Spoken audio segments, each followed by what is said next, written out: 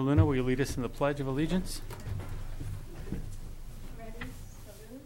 I pledge allegiance to the flag of the United States of America and to the republic for which it stands, one nation under God, indivisible, with liberty and justice for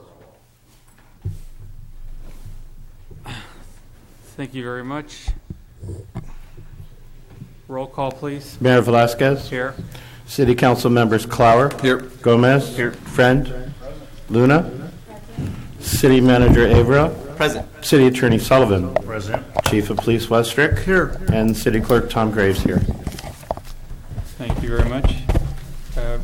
Verification of agenda posting. The agenda for the City Council of the City of Hollister meeting of June 6, 2016 was posted on the bulletin board at City Hall on June 3, 2016 at 3 p.m. per Government Code Section 54954.2. Thank you. We had a presentation tonight. Is the county here to present that? Not yet. I don't see Enrique here. We'll move forward to the next item. Item A, consent resolution. Is there any items the council would like to pull?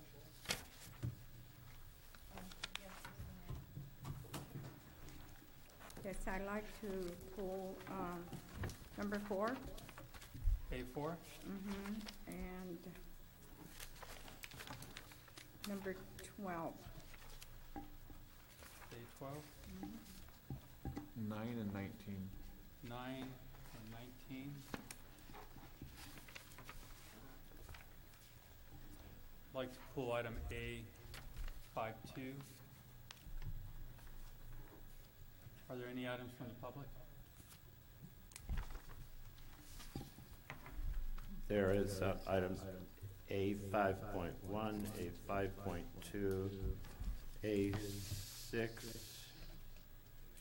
A11, A12, A13, A14, A15, A19. Thank you. I'm sorry, Mr. Stone? You requested A3? A4's already been pulled, so we'll have that. Okay. Is there a motion? So moved. Is there a second? Second. All in favor? Aye. Aye, motion carries 5-0. Move to item A3. I don't have a card from Mr. Snow for A3. Mr. Snow, can you please fill out another card for A3 if you're going to speak on it?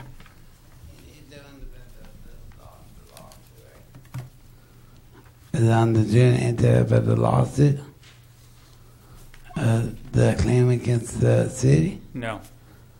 Was that A4 or 5? Do you have an agenda with you, Mr. Snow? No, I don't. But odds to go where I got.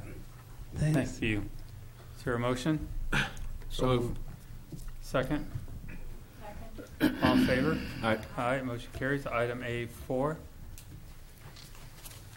Councilmember Luna? Yes, thank you, Mr. Mayor. I was going to pull the warrant register dated May 27th for $268,206.18, but I have it as I received it from the finance department, but yet it's not listed here in the warrant registers on the agenda, if you notice that. We'll have an answer right now.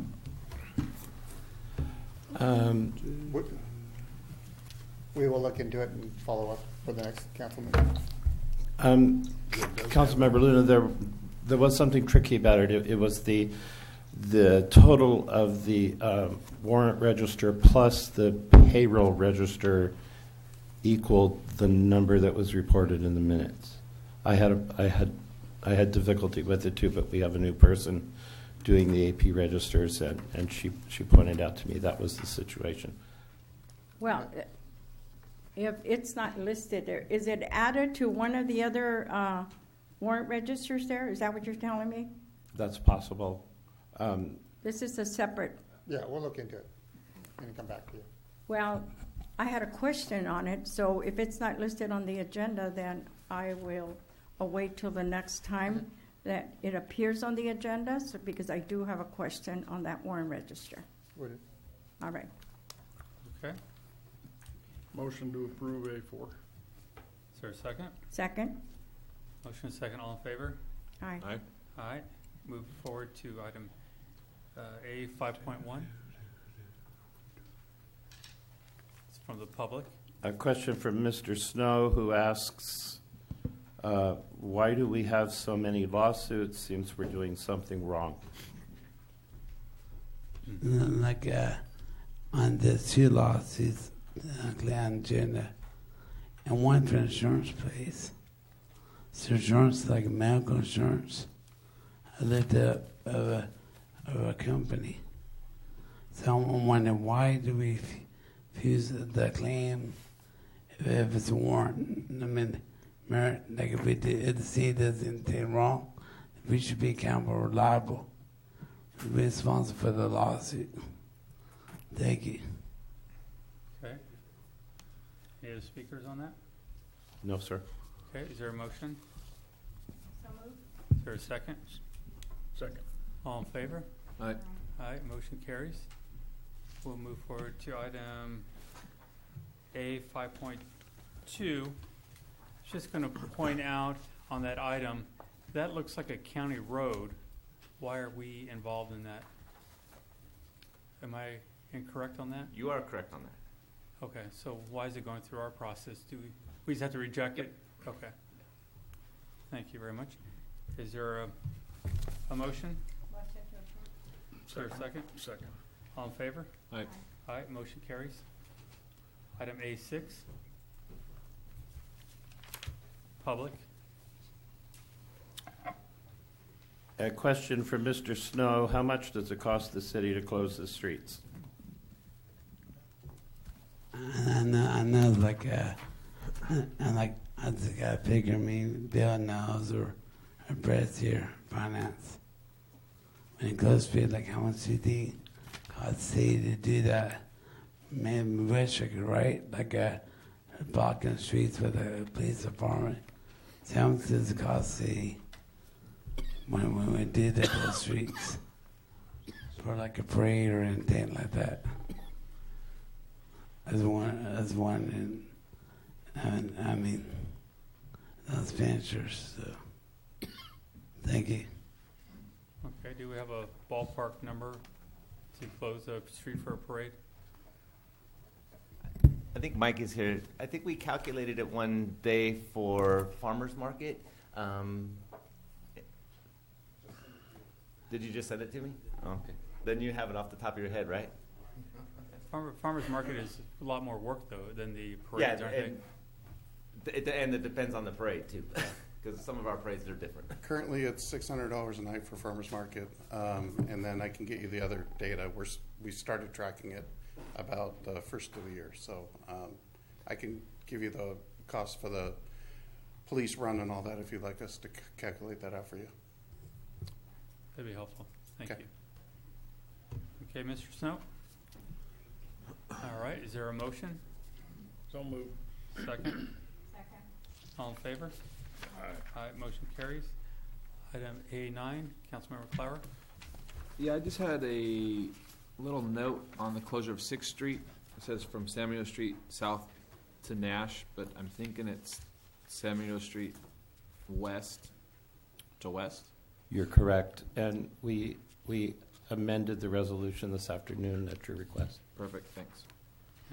And I know you're doing this, if I can add on to this, but to really make sure all those neighbors or the neighborhood is clear that it's coming again. I know every event, there's people that say they weren't notified, but just the public in general. You do a good job with it, so. All right, is there any speakers on that one? No, sir. Okay, So move. is there a motion? So move. Second? Second. Motion second, all in favor? Aye. Aye, motion carries. Item A11. Public. A11 is a question from Mr. Snow, who asked, can you explain more about the easement? Will we be saving any money? Like easement. we save money, we use it. Now, what this easement is actually for PG&E to run some utilities through a portion of the city and Sunny Slope County Water District's property up for the West Hills project. So it's just for utility easement. No, I know that we have still paying for the solar thing in 2010. The Bridget Gomez did for $10 million over there. Solar paying, we pay that, and we pay PG&E. So I know we're going to do about pay them for $3 million. Mr. Snow, this is completely different. This is for the I know that was one West Hills that's project. put out there. Thank you. Okay, thank you very much. Is there a motion? So moved. Is there a second? All in favor? Aye. All right, motion carries. Item A12, Councilmember Luna? Yes. Yeah, I know I'm reading over the agreement for the Veterans Memorial Building. I believe that there is a limit of possibly $5,000 on an expenditure, and above that would require city council approval. Yes. And I realize that possibly this has already been done. It has been done. This is an item that is before you for, I will take 100% responsibility on this. We did go ahead and refinish the floors over at the Veterans Memorial Hall. As you know, we usually put aside a little bit of money on an annual basis for some repairs and maintenances that are over the $5,000 mark, but this was significantly more. And so I'm asking for your approval to do the reimbursement to the for this expenditure in the amount of $32,900, I believe. But I don't have any other excuse than to say, it just didn't get to you. We were aware that they were refinishing the floors, the city was, so this was not something that just kind of popped up and came to us. We had agreed to move forward with the refinishing of the floors, but we should have come to you first and gotten that supplemental appropriation prior to the work being done. So actually the work and everything was already prepared by the veterans? Yeah. And they were in charge brought of, up to your attention? Yeah. Yes. Yeah. And can we just make sure that in the future Absolutely. that Yes. it does come before city council on any amount above this limit? Any amount, just so I'm clear, I want to make sure that the council is aware too. When the council adopts their budget, there's the portion that goes on the quarterly basis to them. There's also, we usually do have a small amount. I think this next year is about $20,000. Again, we use that for those instances where there is more than $5,000 worth of repairs and maintenance, but not a greater amount. But in this particular case, you are absolutely right. Anything in that scale should have come to you first. Okay. Yeah. And I will make sure that happens again. Thank you. Okay, are there any other speaker cards on that item? Yes, sir. From Mr. Snow, who says, I'm for the veterans, but didn't we just do the floors? Doing the like the painting floors and all that. I mean, I'm for the best. I mean, my dad's a vet and all that, and that the war and all that and everything. Because I respect the vets. To like the skateboards, with and all that.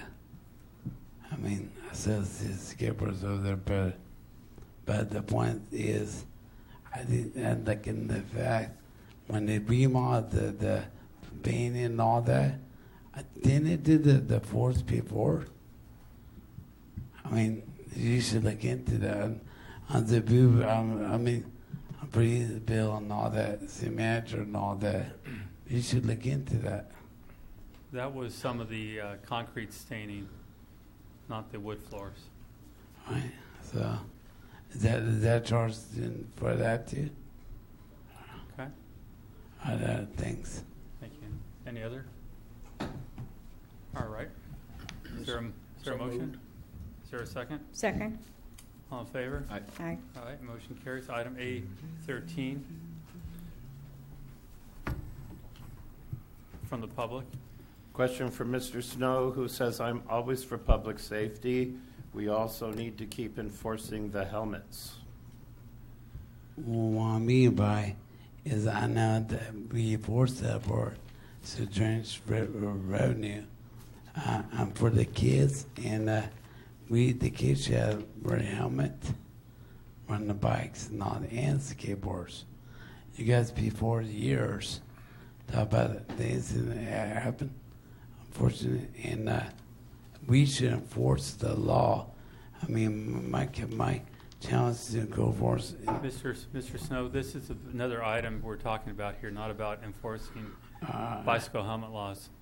Do you have a question about this item? I know, but it would want me to enforce the goes and all that. Yeah, you can make that comment during public comment if you'd like. Okay. Thanks. Bye. Thank you very much. Do we have any other speakers on that? No. All right, is there a motion? So moved. Is there a second? Second. All in favor? Aye. Aye, motion carries. Move forward to item A14 from the public. Comment from Mr. Snow, who says that's good. I'm for the police officers. So I mean, we need to get more peace off our powers. So thank you. Okay, are there any other comment cards? No, sir. All right, is there a motion? So moved. Is there a second? Second. All in favor? Aye, motion carries. Item A15 from the public.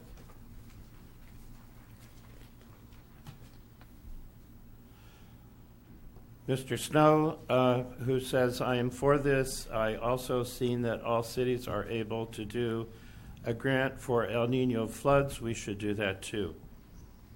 See, in all these floods, the areas where Mr. Snow, this item is about a grant, I know, not for the floods. I know about for the grants. Okay, but do you have a comment about this I item? know in particular? about. See, I was giving the council an idea. No, I know, but you can do that at public comment. But on this item, this grant, do you have a comment? I was putting out you guys' attention. Thank you. Thank you guys a hard time. So you guys know that. See on the news, watch the news. Thank you, sir. Thank you. Do we have any other comment cards? No. All right. Is there a motion? So moved. Is there a second? Second. All in favor? Aye. Aye. Motion carries. Item A19. Mr. Clower, Councilman Clower. I pulled this one, and I guess when I was reading the agenda packet, my gut feeling was everybody's kind of gotten used to our current regulations and doing a very nice job of saving water, and maybe we've had some adjusted behaviors. Looking for a little background to say why we should go back the other way without. I mean, we had a good year of rain, but it wasn't amazing. And I don't. My personal feeling is it's not enough to make that big of a difference. So, I guess right now I think maybe we should. At least I think we shouldn't change anything unless there's a better reason to go along with this resolution. So I don't know if we have somebody from staff or whoever. Sean's not here, and I think that we ended up putting it on the agenda because I think we were going to try to just, again, this was sort of following sort of the state of California's guidelines. There's nothing really that would preclude you not from not adopting this. I believe that Sunny Slope County Water District was going to try to handle it on their end this month, and the bulk of it is really about reducing reducing your water usage. Right now, we were shooting for, Sunny Slope County Water District was shooting for 28%. I think we were shooting for 24 or 25%. We met those goals. This is reducing that number to 15% and then adding a day back of watering. Right now, both agencies limit the number of days of watering your lawn to 2, and we're looking at going to 3. But if you folks, if the council desires, we can always continue this item till June 20th. I could have Sean here. We can see what the Sunny Slope County Water District does with their board, and take it then. There's no urgency with this particular resolution. So. Okay, Councilmember I Frank. was going to make a report on this about my meetings. When we had the meeting of the San Bernardino County Water Control Board, And this was brought up, the only reason these changes are coming about is because the state decided that we're out of the drought and they've removed their restrictions. And Sean says we're still trying to rebuild our supply, so we can't do away with the restrictions completely, but we can remove them down to 15% and add, instead of 2 days a week, you could have 3 days a week to water your lawn. But we're still gonna be saving water for emergencies. So whether the state decides we're out of the drought, he says we still have to replace what we've used up over the last 3 years. So that was the gist of what the deal was. There is no urgency other than July 1, the state rules go into effect, and he was trying to get ahead of that. So that was the only. I don't have much background on what's going on at the state, but that doesn't seem necessarily very, very wise. 1 year is not going to replace 4 years, so. And I guess until I see anything to help me change my mind, I'm going to stay with the restrictions that we have now. Okay, we had a comment card from the public, I believe. Comment from Mr. Snow, who says they lifted this almost a year ago. Yeah. And why we can raise more percents with a high state California water bill. So the point is right. They lifted the restriction by the Governor Jerry Brown. So, I mean, I can get this. And the matter of fact, the water too, want you to know this, it gets yellow and it gets brown. And like I tell you before, and again, over and over again, you guys should look into the war thing to make you next time we had that war thing over there, war plan, run from mouse. I'd like to check that out because it smells a lot. Okay. Mr. So Snow, I just want you guys to know that. Thank Okay. you. Councilmember Clower, or Councilmember Friend? They did not remove the restrictions a year ago. The state has not removed the restrictions yet. Until July 1st, they're requesting 25%. As of July 1st, the state has no restrictions, so they have not removed this a year ago.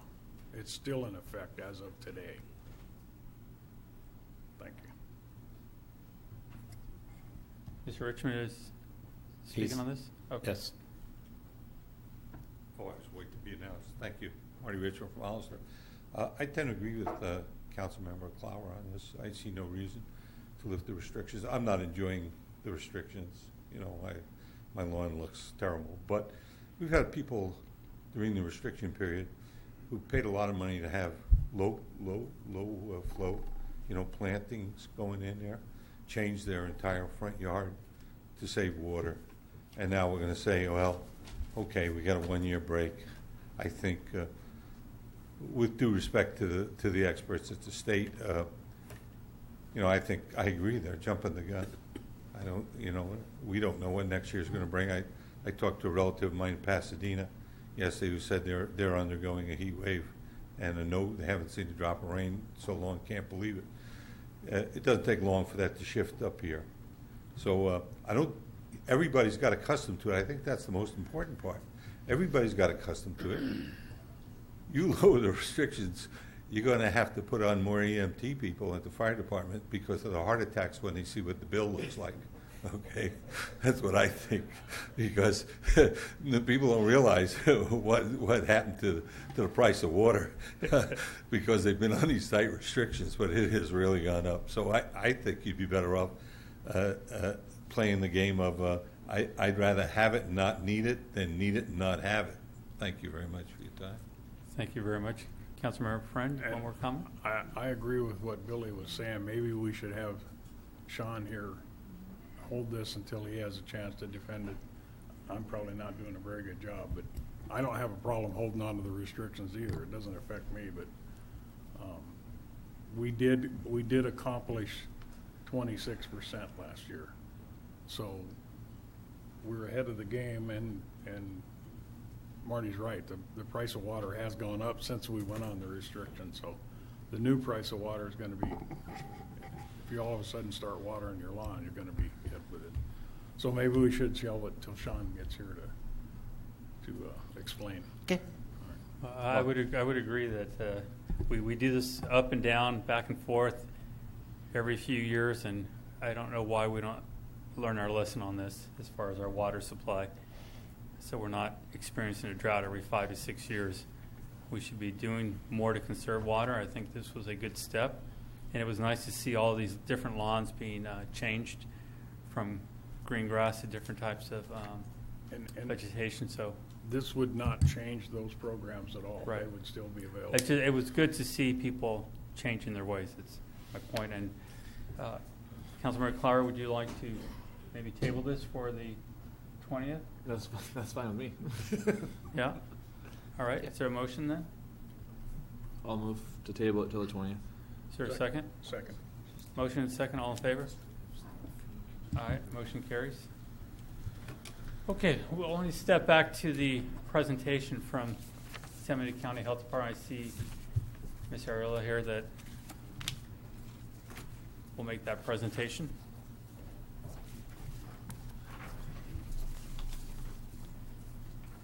Good evening, City Council members and members of the public. My name is Enrique Arriola. I'm Deputy Director for Community Services and Workforce Development with Health and Human Services Agency, County of San Benito. So I wanted just to come in and give a brief presentation on the results of this year's warming shelter, which took place starting in December, and the program concluded the 15th of April. So we originally had it for 4 months, and we decided to extend it because we did anticipate some additional storms. So just recap. So for the month of December, we opened up on the 1st, and we only had one client showed up, but we were pretty confident that those numbers would steadily raise. So for the month of December, we had 24 unduplicated clients. The most we saw on any given night was 21, and the average daily attendance was 14. In January, we added an additional 60 new clients. Maximum on the night was 33, and the average was 27. For February, we had 10 additional new clients. The most we saw on any given night was 30 and 26 average. In March, we saw 5 more, 27 the maximum and 25 average. And in April, we saw 1 more client, and we averaged 22 for that month. So overall, we provided a really good service and helped those individuals that are most vulnerable. So in total, we had total duplicated count of 324. So that means anyone that showed up, they came multiple times. So 56 completely new clients that we got and duplicated. And total number of beds for all nights was about 3,100. We provided a warm dinner. All clients were, for the most part, picked up at different locations from the river. My father's house was another pickup, and they were taken by 5:30. They were checked in. We had 2 shifts of security officers. They were all padded. Safety was a big, big issue for us. I thought that was addressed very nicely. Once they checked in, we had dinner for them. And thereafter, we had a schedule of activities, and they participated in different activities from job readiness. We had a couple of workshops for job readiness, movie nights, sober recovery, and so on. We had lights out 9 or so, and we were, I don't know if you're familiar with the Migrant Center, the labor camp. We had rooms, so each room had 4 individuals, up to 4. And to ensure the safety and security, the blinds were left open. We had security officers, along with staff, make rounds every 15 minutes. In the morning, they were given breakfast, mostly continental style or cereal, cold breakfast, and then a packed lunch. So we provided 3 meals a day. We work with different vendors, restaurants that give us a really good deal, and that's how we got the dinner. And then the breakfast, we purchased it and we made it happen. Staffing was staffed by one supervisor that was there at any given time, along with about 2 to 3 staff persons throughout the night. So I thought it was properly staffed as well. Overall, I was really, really happy because we did see some heavy rains, and I think that we saved some people's lives, and the livelihood greatly improved. If you were at the river prior to the program, we saw a lot of individuals there, and then it cleared up. And now I'm not sure what it is, but I am hearing that there's a lot more homeless community walking through the streets and congregating again at the riverbank. So this type of program really was very, very useful. Here's a couple of good, if you have the report, there's different statistics, but a couple that I wanted to point out, that about 30% of the guests that stayed there, 17 of the 56 were able to receive housing beyond the program, and 8 were able to attain employment while staying at the warming shelter. And this is through the additional services. In the morning, they were transported to different appointments. It could be at the America's Job Center. Some of them had appointments at behavioral health or different places. So the individuals were in the morning dropped off at an appointment, or they were dropped off at my father's house. And that proved to be quite successful. So overall, I was very happy with the program. Our department with the county is also charged by running the family winter shelter program for homeless families. We also provide other rental assistance and other homeless type of services. And this program here was made possible through your contribution along with county's contribution. It made it happen. I thought it was a great model, and we're hoping that this program continues in the future as well. So I think that concludes it. If you or anyone has any questions, I'd be more happy to answer. Thank you very much. Councilmember Luna? Yeah, I just want to make a comment, Enrique. I was there on Christmas Day. In fact, my husband and I went out and had dinner with the homeless at the homeless shelter, and I found it to be very. It was amazing to be there with the people and talk to them, and even go into the sleeping area where they gave us a tour. And I think if more people would see that and experience that, then this community can come together to help the homeless, because there's such a great need. And I applaud you for the work that you've done here in this program. And I'm really hoping that there'll be more people that can step up and with food supplies, or, I know I saw the need of clothing and blankets and everything else that was needed in those rooms. So I'm just hoping that people will open up their hearts and give, to the shelter. So I just wanted to commend you on the report and knowing that I was there. Thank you. Thank you. I do appreciate it. We were actually pretty fortunate this year. There's 2 different programs, one offered by the Homeless Coalition, the other offered through our department, this program that I'm referring to. And you're absolutely right. There's a lot of need. And based on the last homeless census, 2015, 651 individuals were considered at the point in time census chronic homeless for that day. And that's a huge jump from the 2013 census. That's 369 additional individuals. So there is a big need. Councilmember Clower? So there was 56 different people that attended the shelter. Unduplicated. Yeah, and there's 651 homeless people on that day that the census was taken. Yes. Where's everyone else? Because, I mean, you see homeless people, but you don't see 550 homeless people around town. So the point-in-time homeless census also included anyone that was in any shelter.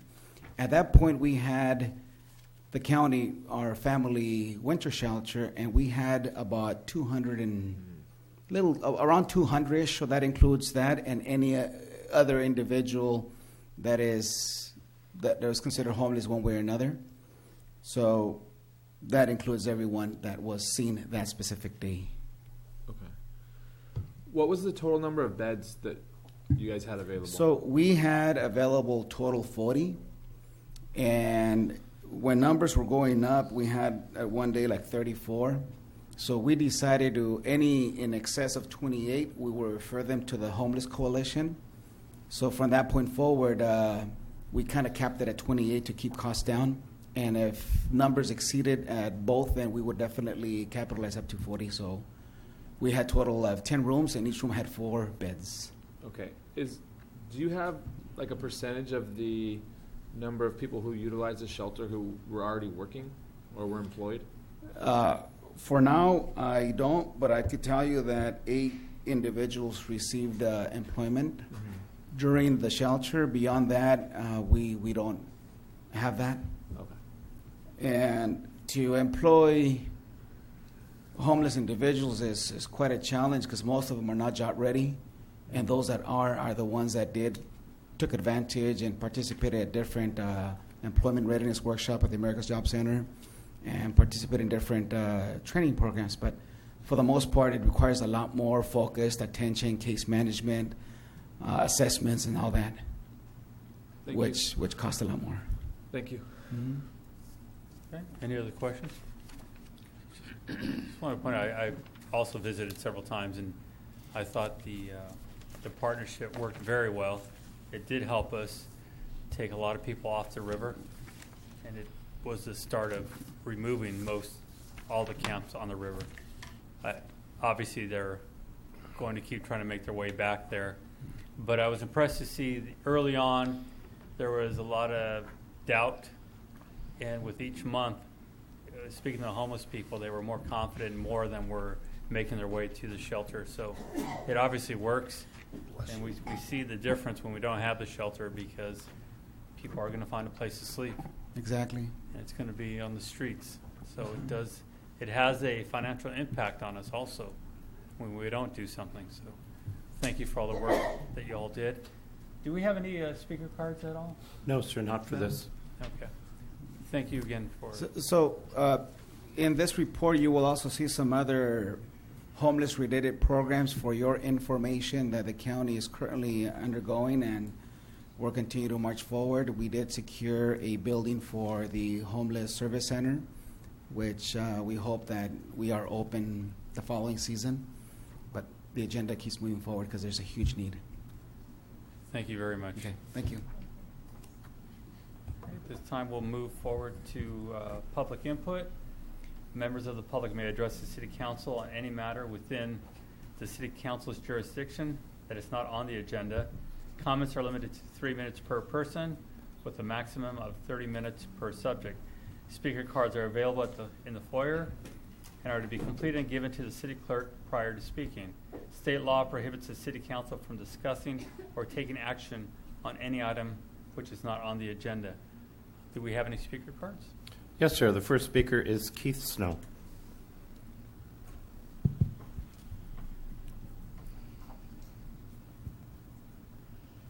Council, I'm Prince Beach.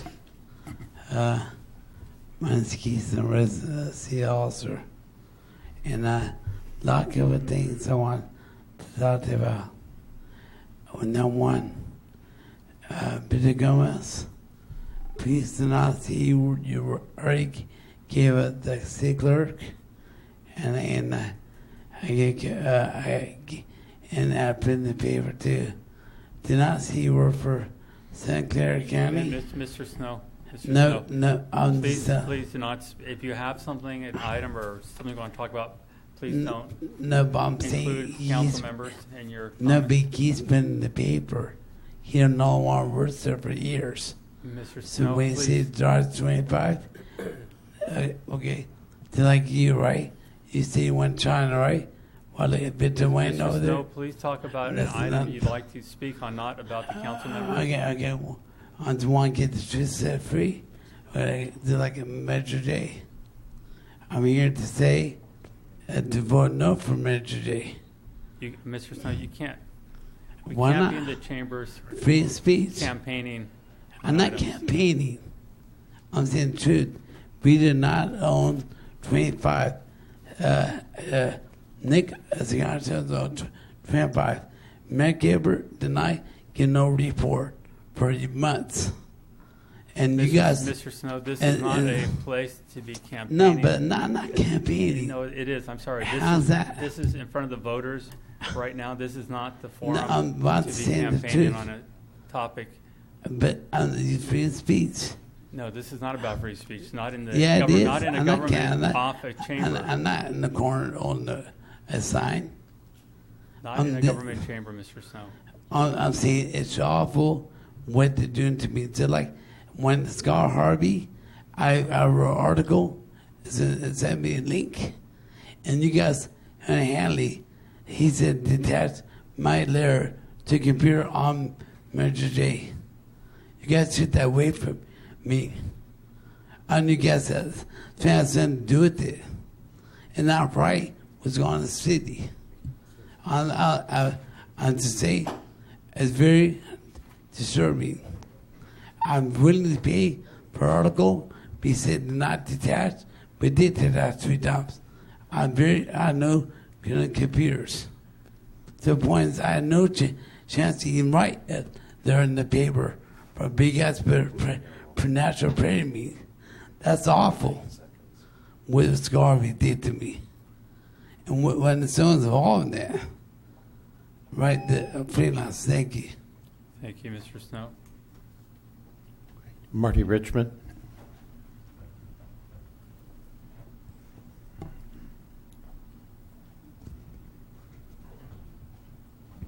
Good evening, Mr. Mayor, members of the council. Marty Richmond from Hollister. I wanted to talk about how long it takes us to do something under our current way we operate in government right now. That includes the city council. And I'd like to work on ways to shorten it. You know, there were only 140 million population in the United States in 1944. And we, you know, World War II, today is the anniversary of D-Day, 6th June.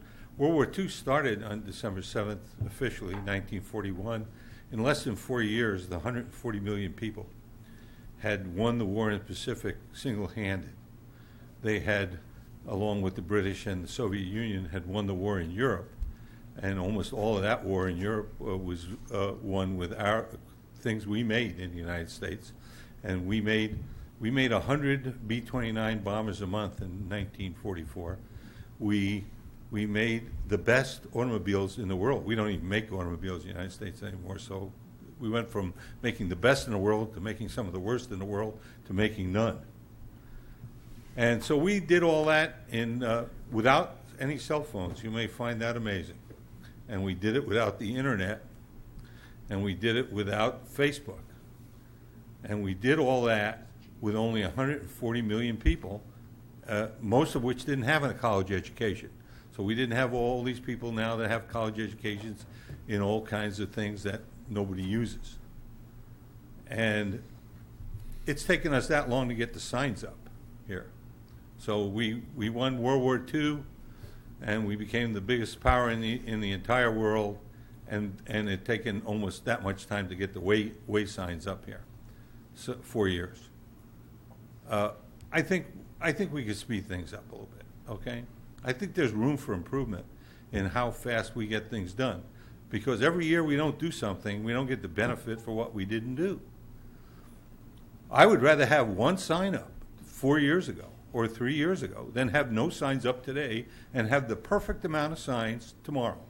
Because tomorrow, 1 minute after we get the perfect amount of signs up, everything will have moved, and we will have to change all those signs. And let's hope it wouldn't take another 4 or 5 years. Okay? I'm just tired of having all those wallets drive by on 156, wallet after wallet, and the only thing they see is a sign that says boat ramp San Justo Reservoir over there. And we all know there is no boat ramp anymore at San Justo Reservoir. It doesn't say the Pinnacles National Park. It's crazy. We can do better. Thank you for your time. Thank you very much. Christina Chavez Wyatt. Good evening, Mayor Velasquez, Council. My name is Christina Chavez Wyatt, and I'm here At this point, wearing my hat as a board member of the County Workforce Development Board and also as a service contractor to the Board of Farmhouse Communications. And I'm writing to ask for your assistance in helping us to promote a business resource, rapid response, and layoff aversion program, which includes a couple components. One is we're asking all business owners and managers within San Benito County to please complete a survey, which we have posted in English and in Spanish at businessinsanbenito.com.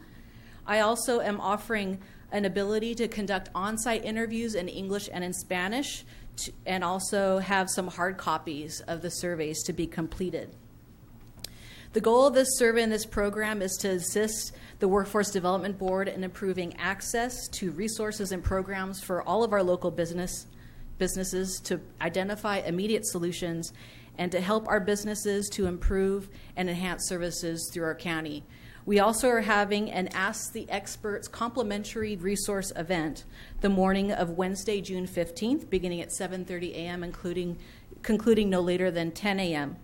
This resource event will include no less than 18 complimentary business resource organizations to provide information and resources to business here in San Benito County, including the California Employment Training Panel, the EDD, the Small Business Development Center, Gavilan College, etc. I also am working with the Economic Development Corporation of San Benito County for a development of a comprehensive economic development strategy plan for the county, and I ask for your support in providing input of the strengths, weaknesses, and opportunities and threats of doing business here in San Benito County. I will be contacting each of you as well as your head department heads to provide input into development of this plan, which is due to be completed and provided to the Board of Supervisors no later than the end of July. Thank you very much. Thank you very much. That's it, sir. That's it. Thank you. We'll move forward to item D31, City Manager's Report. I have nothing to report at this time. Thank you. Move forward to item F51. Thank you, Mayor. Just real quick, staff is requesting authorization to release an RFP / qualifications for the preparation of a new city's facility park master plan. As you are probably well aware, the current plan was adopted in 2002, several years ago. We did have a building moratorium that lasted to 2008, then the Great Recession, but clearly policies, current policymakers have changed the way we conduct business in the city of Hollister and as its relations to parks and new developments. So it is imperative, I believe, at the staff level to go ahead and try to memorialize those new policies, set forth new requirements, be able to use this document to potentially adjust our park acquisition and our park construction fees. And then another major component of this would also be to look at the future reuse of the spray fields if and when we get to that point in time in the near future, to look at what capital improvements we should be making over there to have that a more useful facility. So with that said, real quick, if you have any questions, I'd be more than happy to answer them. We'd hope to get this out relatively quickly. Master plans generally take a while. Not to harp on what Marty was saying, but in order to get them right, they should be pretty comprehensive, and they should encourage a lot of community engagement, and many times that just takes a little bit longer. So, okay. Is there any questions from the council? Do we have any speaker cards? All right. Oh, I'm sorry. We do have a speaker card. Mr. Snow, who says, I oppose hiring more consultants. And I'm for the plan. I mean, we should be comprehensive and have a business concept and more look at what we got, the workers, because they're qualified individuals and they need business qualities or anything. Because for a fact is, I'm with Bill. I mean, we in the morning said right there, with science for business. Take out that sign for reservoir's 152. The point is right. We're still ulcer. and we guys okay the sign over there on for the bit of a natural park. Have we did that yet? We okayed it. How long does it take? The point's right. We have to be better what we're doing here in the city. So points on for with the bill, with you guys, but that's why we need the People's Committee. But they have more help because we need help here. I mean, I get a lot of people from citizens, and don't like what they see. So the point is right. I want you guys to overlook this and accomplish our process. But the point is we have to do better in doing things. We hire consultants, we put money. What we can do with some about war thing before, to check out the war thing. But we had to overthink what we do in the city. We had to worry about focus, see an officer. We're wasting money doing things in our city. Thank you. God bless you guys. Thank you, Mr. Snow. We have another speaker card. Is it filled out? Can you drop it off and come up?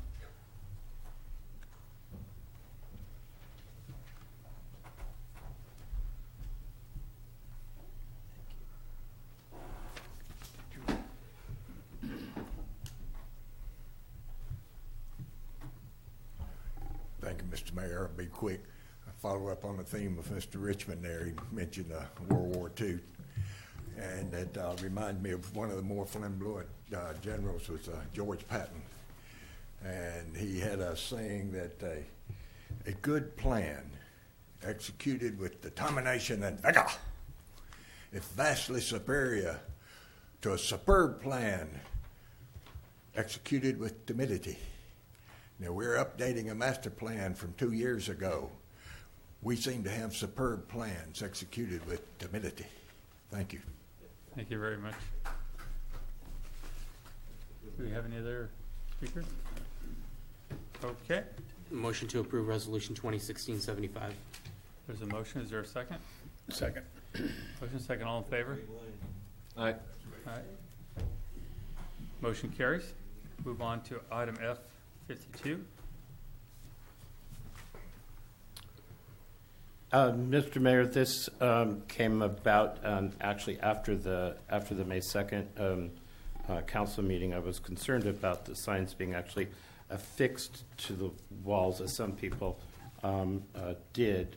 I can understand why they did, because we didn't have a council policy specifically forbidding it, but I think we need one. The chambers are a community resource. I think we need to protect them. And I think it's a good idea to have some restrictions on signs. Not that people can't bring them, but I think it pointed out to me anyway the lack of any kind of clarity around signage at council meetings. And as I put in the resolution, we wanted to make sure that they don't block the television cameras or someone's view of the dais, etc., but that people are welcome to bring them as long as they stand in the back. So if you have any questions, I'd be happy to mainly to answer. keep not taping them onto the wall, or It's mainly just that I was concerned about the paint coming off the tape or something like that. Yeah, exactly. Okay. Do we have any questions from council? Councilmember Luna? Yes. Now, this does exist in other cities as well, doesn't it? Yes, ma'am. Yeah. I was a little surprised to see some of our walls in the council chambers with signs up. I don't know if they were taped or what, but I know that in working with many conferences and having them at hotels, nice hotels, you never, ever put anything on any wall. You know, I mean, they hang banners, but they do it, you know, the hotel staff will do it. But I really, truly believe in this because, I mean, this is not blocking any message that may be out there from the public to the city council, as long as they hold on to it at their seat or as long as they're not on the walls. And I do believe that other cities do have this kind of, have taken this action, right? Yes, ma'am, they have. Okay, Okay. thank you. Any other questions? Do we have any speaker cards? For F52, yes, we have a speaker card from Mr. Snow, who asks what kind of sign.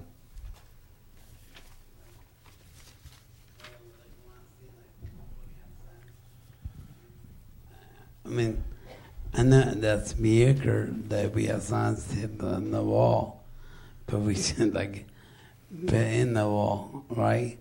But like, what I know we have sign ordinance already in place, but like, what I don't see no one side here with signs. I see council me. So I mean, what I'm like saying.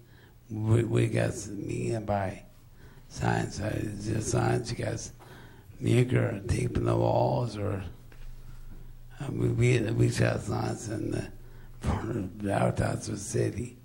Thank you. Thank you, Mr. Snow. Any other speaker cards? For F51, F52? F52. No, sir. Okay, thank you very much. I move that we approve Resolution F52. You want to the resolution number is 2016-76. Yes. There's a motion and a second. Is there all in favor? Aye. Aye. Motion carries 5-0. We move to item F53. Thank you, Mr. Mayor.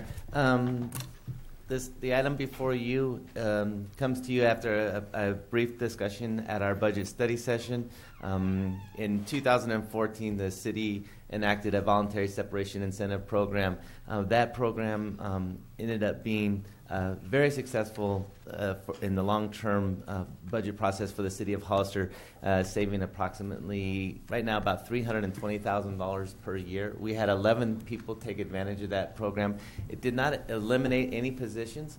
Those savings are recognized from generally the PERS benefits that we have and or longevity pay as it relates to those individuals. What we're looking at doing now that we recognize that saving as fast as we actually did, we have an opportunity to do the same thing and have it hopefully be paid for by the time Measure E would set to expire in April of 2018. That's sort of the goal, is to try to reduce our overall operating expenditures in the event that that does not get renewed. So the idea or the plan here again is very similar to last time. Employees can receive $25,000 plus $500 for each year of successful employment. We would have it for a period of about a month for them to decide. They have a cooling off period. Then we would begin to go through the process of calculating what those costs are. I would come back to the city council and receive or ask for the supplemental appropriation. At that point, you will be able to see what positions and who those individuals are that are considering taking the benefit, and we would move forward. Again, for the public, the most important thing to realize is that in our PERS program, our retirement benefits, in some cases it's up to 30 or 38% of their annual salary. Miscellaneous groups is almost 30% right now. That drops to about 6.23 under the PERS Reform Act. And then in public safety, it goes from about 38% down to 11.5. So that's where the bulk of the city sees its savings in this particular program. It is a true cost savings over a very, very long period of time. So, just for clarity, how long did it take to recoup the cost? We actually did it in about 17 months. 17 months? Yeah. Okay. Is there any questions from council? No? Do we have any speaker cards? Marty Richmond.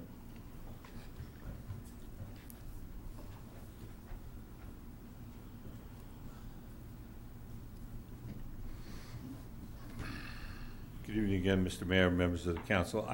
For programs like this, I have a couple of comments. One thing is I would like the program itself it would be my recommendation to include an annual report for 5 years.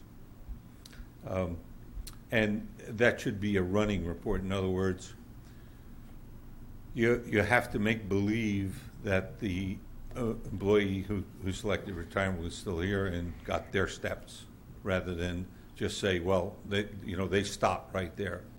So the true savings not only comes from the difference in the retirement, but the fact that the employees now who are very senior also, if they're up for step increases, they get their step increases, if there is.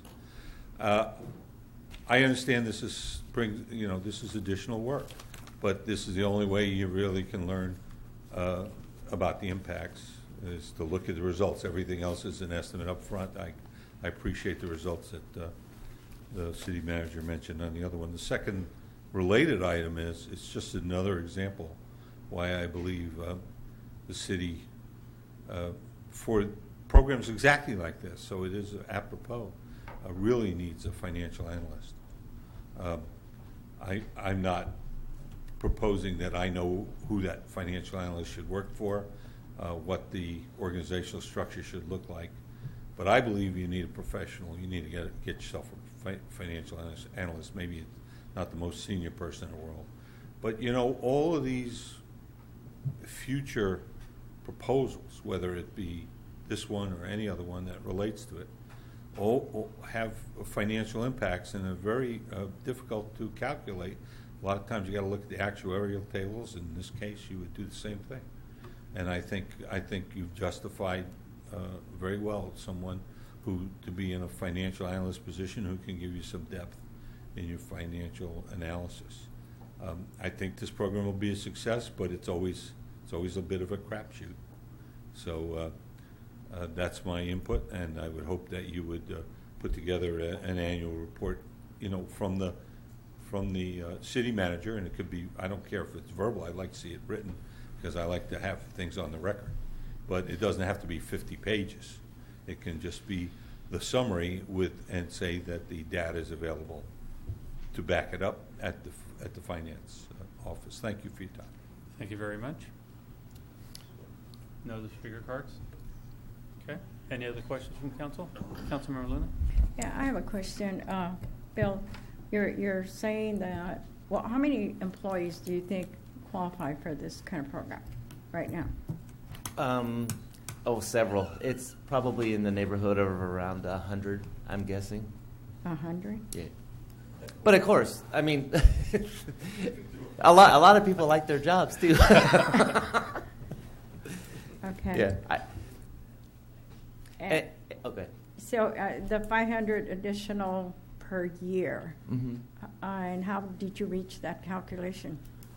Again, that was just another incentive for those folks who have several years in with the city of Hollister. We felt that it was important for somebody who had a career here of 35 or 40 years to receive a little bit extra benefit to somebody who was working here at that time 5 years. The program requires a 7-year tenure here as well. So it's just to give those longtime employees a little bit more. Yeah. Okay. A recognition. And then as the speakers, Mr. Richmond spoke on sort of the financial analysis, and he is absolutely correct. When we came up with about the $320,000, we did have to make an assumption on 2 positions being filled that weren't filled. So we actually saw the cost savings quite a bit quicker because they weren't rehired.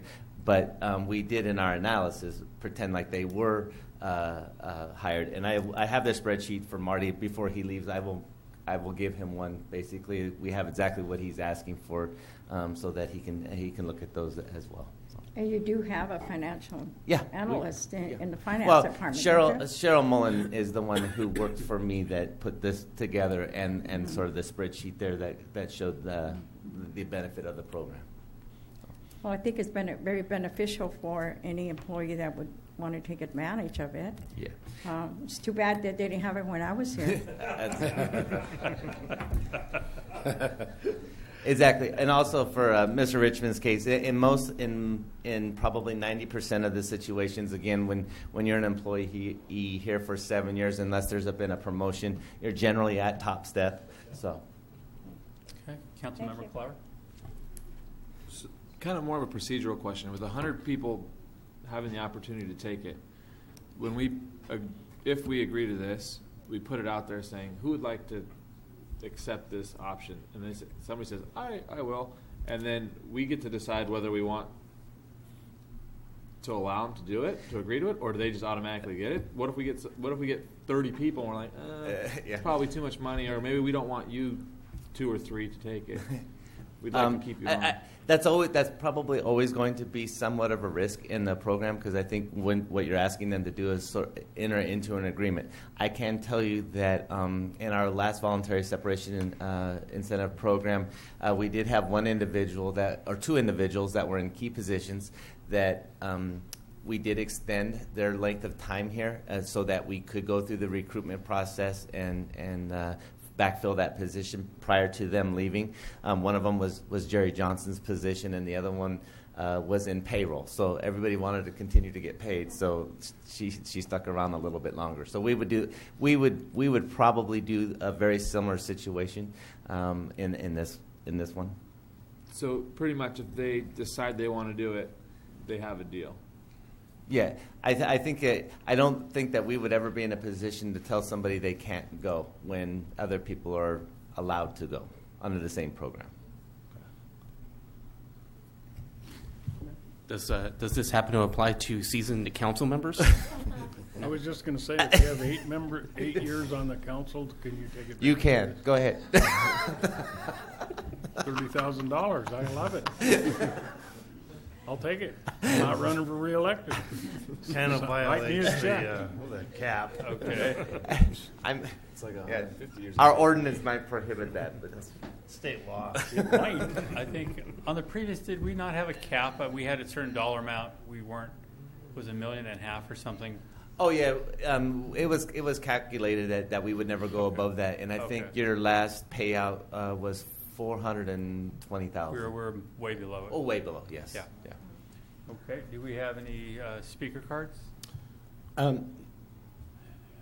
Mr. Mayor, no, I don't have a speaker card, but I've seen Mr. Snow's hand up, but you probably have too. Okay.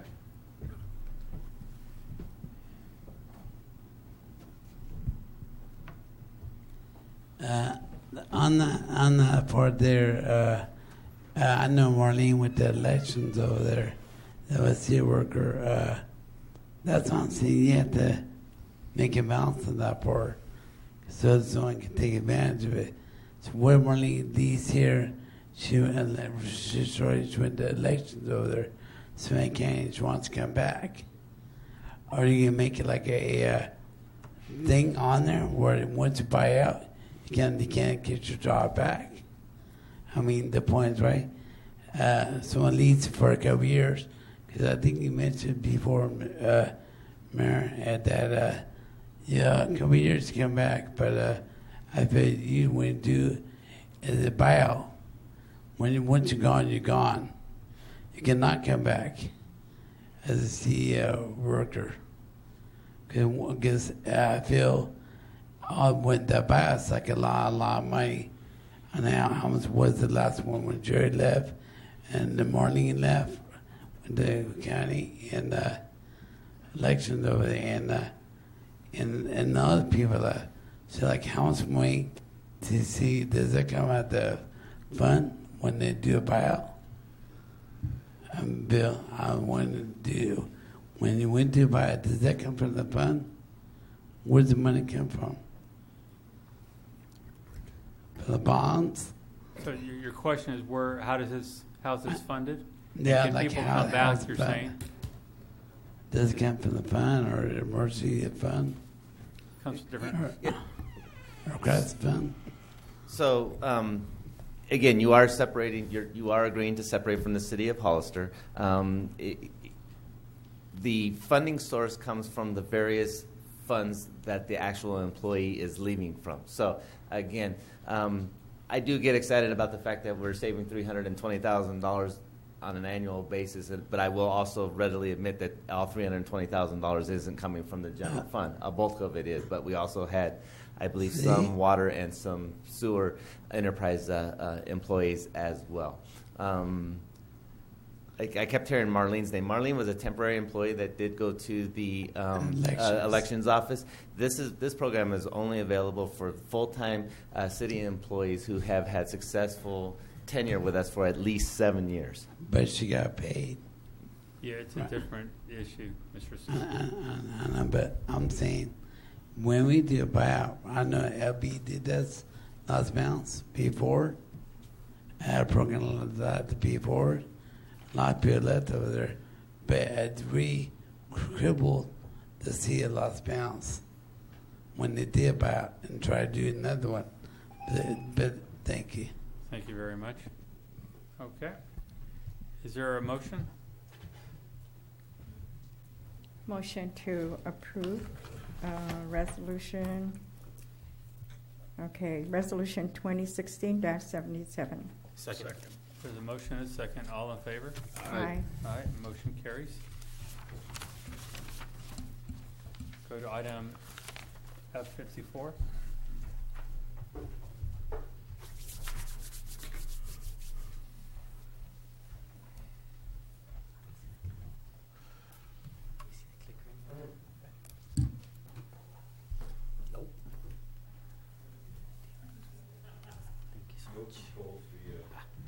Thank you.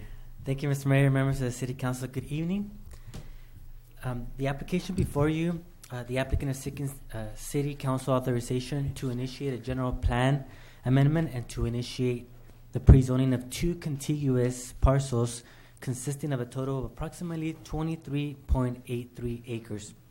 And you'll see in the next slide where the site is located in the northwest corner of Hillcrest Road and Fairview Road in the unincorporated area of the County of San Benito and within the sphere of influence and within the Hollister urban area. Currently, the site consists of 1 single-family residence, and that is used by paramedics as an ambulance service land use. The rest of the properties follow vacant land. The City of Hollister General Plan has designated the area as mixed use for both commercial and residential land uses. Approximately 22.58 acres. If you can see the slide before, please. Thank you.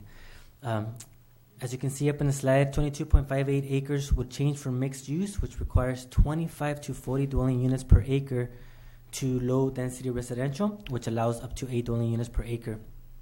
Approximately 1.25 acres located on the southeast corner of the site would change from the mixed use designation to high density designation, which allows 12 to 35 dwelling units per acre. One of the determinations that LAFCO must make when approving an annexation is that services will be available. As seen on the next slide, we see that there are services in the vicinity. However, the council must first approve the initiation of pre-zoning.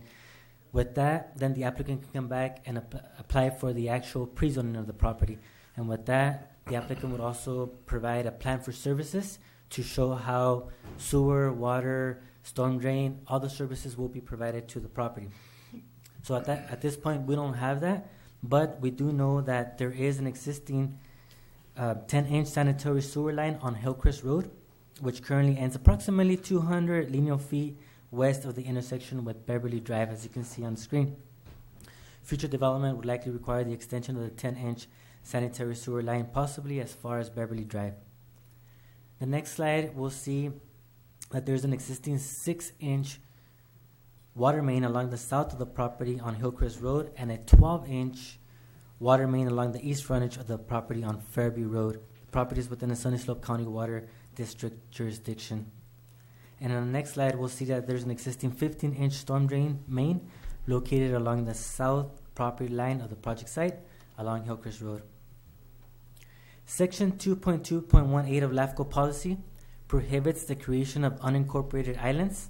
The project site, together with 2 additional contiguous properties, as identified on the next slide, comprise of an unincorporated island.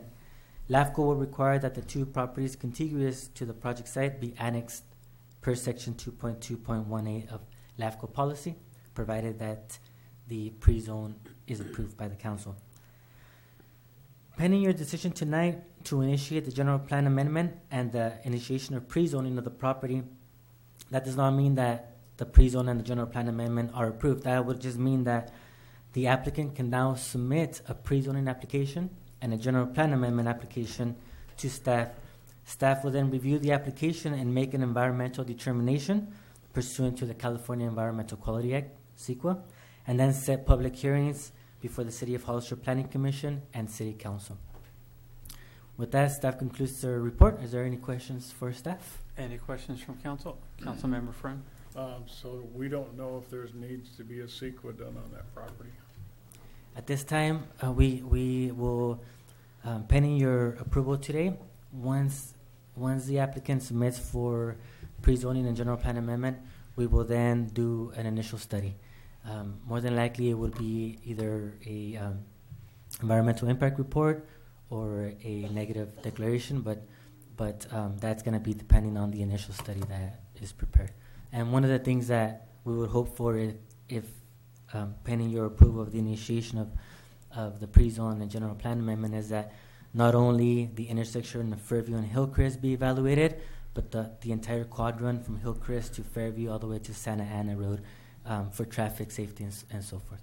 So. Councilmember Clower? Abraham, how far back does the mixed use designation go?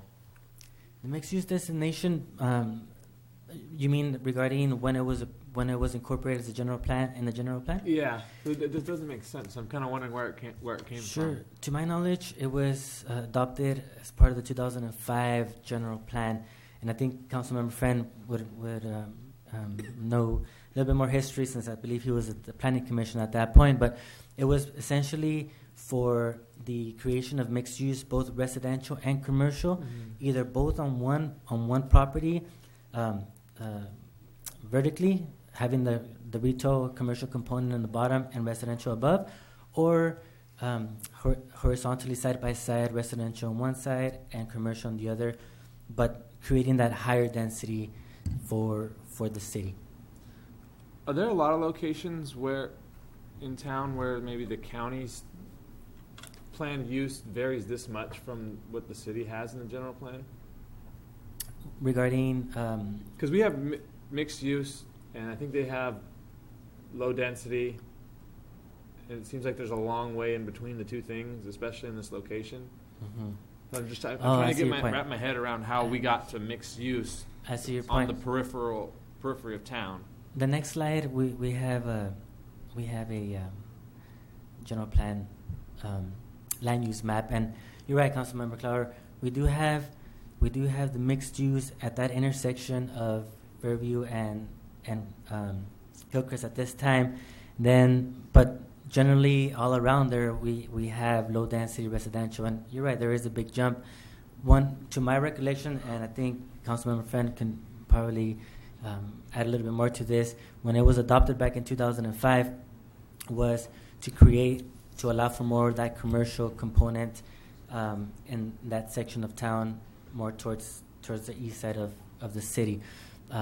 Otherwise, it's mainly, as you can see in the land use map, hopefully we're able to pull it up, it is mainly low density residential, and if the council does approve the initiation of pre-zoning and general plan amendment, it would be consistent to what's in the vicinity. Councilman Clara, were you also asking, just like in general, how many other times does this sort of situation exist? It probably comes up a lot, I imagine. And it actually doesn't. There isn't a whole lot of areas where the county's general plan and the city's general plan is so different. You may have it over off of Highway 25 and Union by the fire station on the south west corner of that, the city hall. If Maria can kind of zoom in a little bit, you'll see a huge mixed use component down. Go south a little bit. you'll see a big mixed use component down there as well. And that's another area where I believe that the county's general plan and us is a little bit different. So. At the time, we were looking at neighborhood shops, neighborhood stores. There was a thought that those,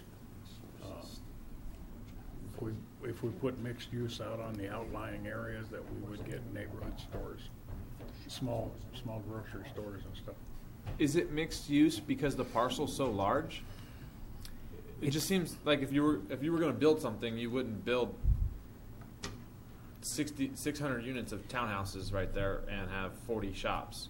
Parcel's about 23 acres, and the minimum at the mixed use, it would require at least 25 dwelling units per acre. So we're looking at about 550 units or so, and the maximum is 40 dwelling units per acre. Which we don't really have that anywhere in town. No. Okay. It's pretty tall.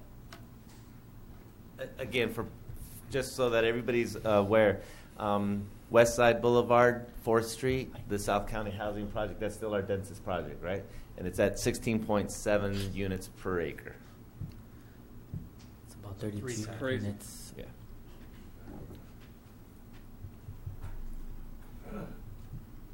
Any other questions? That's it for now.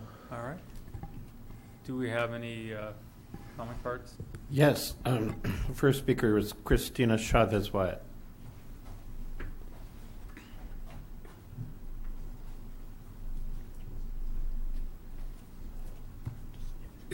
Good evening, Mayor, Council members. Christina Chavez Wyatt, this time wearing the hat as Executive Director of the San Bernardino County Business Council, a resident of Hollister, an incorporated region actually in the Sunny Slope Fairview region.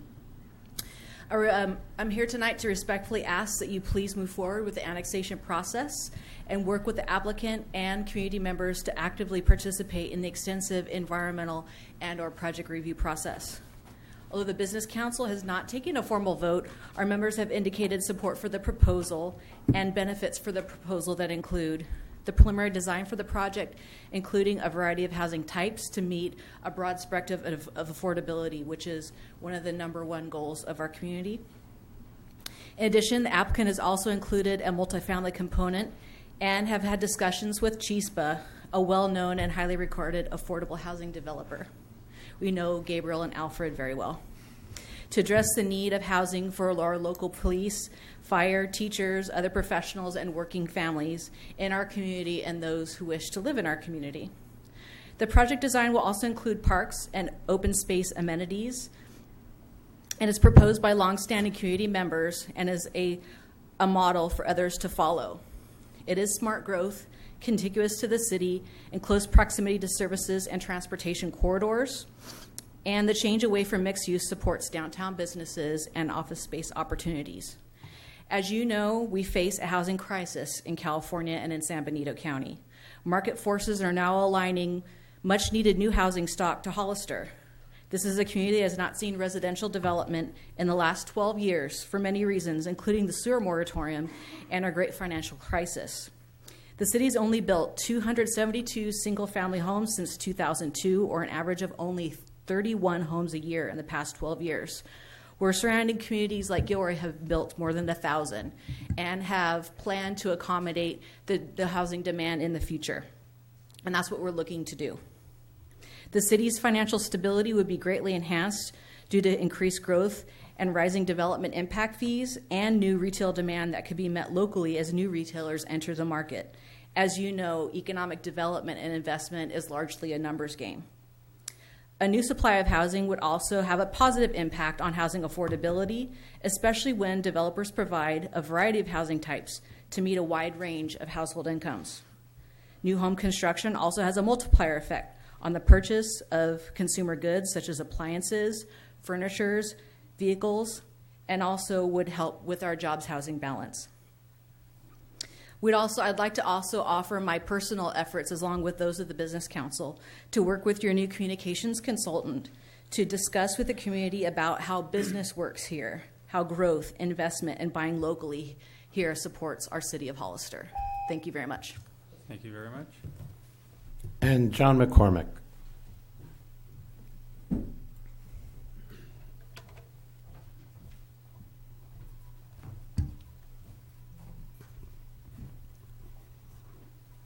My name is John McCormick. I'm a commercial real estate broker.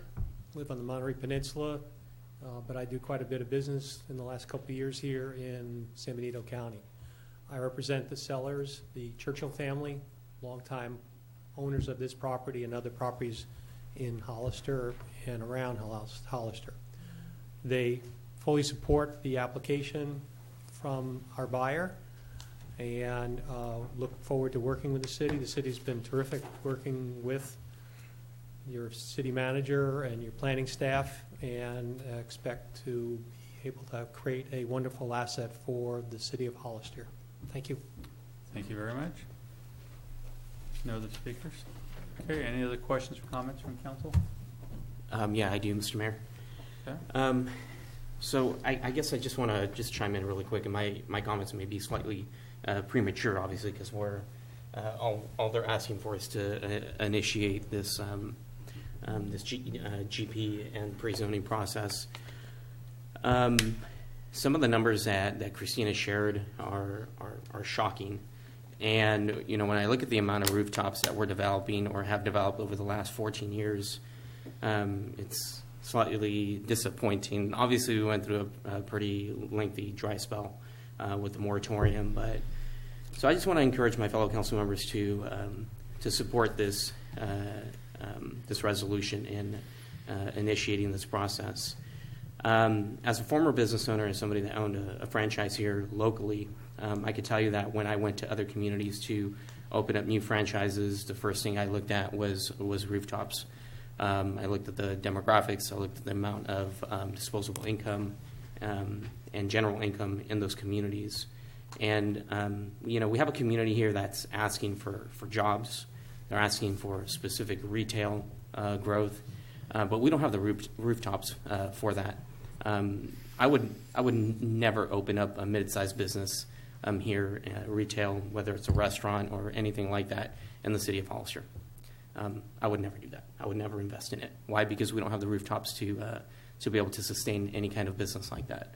So anyway, I just want to encourage my colleagues up here to support this, and obviously proceed wisely as we move forward with our community growing as it should. As I mentioned, some of those numbers that you shared, Christina, are just from a business perspective extremely disappointing to see the slow growth, almost no growth, that we've seen here over the past 14 years. And if we want to grow as a community, we want to create jobs, and we want to attract the retail type of environment that we want here, we need to move forward. So anyway, with that said, I appreciate your time. Okay. Any other questions or comments? All right. Is there a motion? I'll make a motion that we approve 2016-78. There's a motion. Is there a second? The motion is second. All in favor? Aye. I'll vote no. We'll move forward to item F55.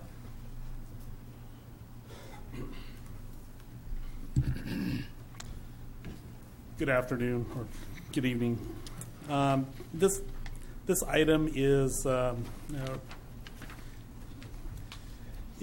staff asking for a resolution being declared for the intent to order the levy and collection of the annual assessments of the Landscape Lighting District 93-1, and giving notice and setting the time and place for a public hearing for August 1st of 2016. Landscape and Lighting District 93-1.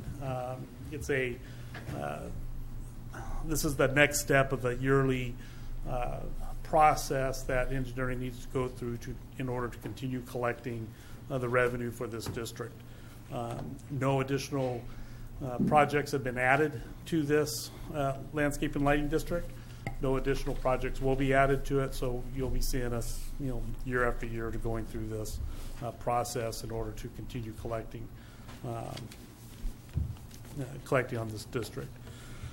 The anticipated revenue for this item, once we're able to collect it, once we've had the public hearing, and once it's been ordered to be adopted, will be right about $224,500 $600. So with that, if you have any questions, I'm here to answer any questions. Are there any questions from council?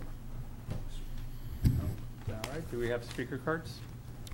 Marty Richmond.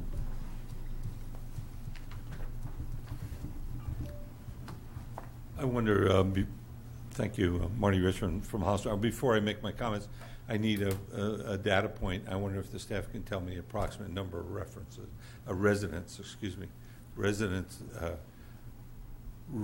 residential units that represent for this district.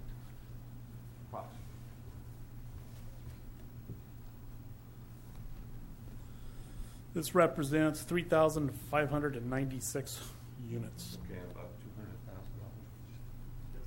Okay, so we got 3,000 units and $200,000. I don't know because I don't know what landscape and lighting costs. It's that simple. I know. I have the new LED bulbs that PG&E put in, but I just want to point out that I don't. To point out, I get a lot of questions about housing and the cost to the community. We have a very complex set of payments. We have people who have the old Mello-Roos that have run out. I think the city managers talked about that. We have the forever Mello-Roos, the old ones, some of which applies to public housing. We have the new CFDs of two types, essentially landscape and lighting and public safety, and so on and so forth. So I just want to, since this is a subject on the table and hopefully the public is paying some attention, there is no simple answer to tell the public. People who walk around going, nobody pays for their share, none of the new people pay for their share. If you've lived here 20 years, I urge you to sit down with a pencil and see what you're paying for your share. I've lived here 20 years, and I don't want to pay any more, but I got to tell you, I'm not paying my share, okay? And I assure you that anybody who's lived here 20 years is not paying their share either. So I just want to be fair about it. You don't want, for people who don't want new people just because they don't want them, fine. But just be honest about it. Just come up and say, I think it's too crowded and I just don't want to see anybody.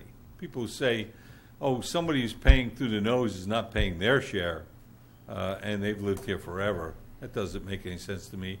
And I've been on a crusade to ask the public to at least be fair about it. I don't want to change their mind. I don't care if they don't want people next door just because they don't like people. What do I care?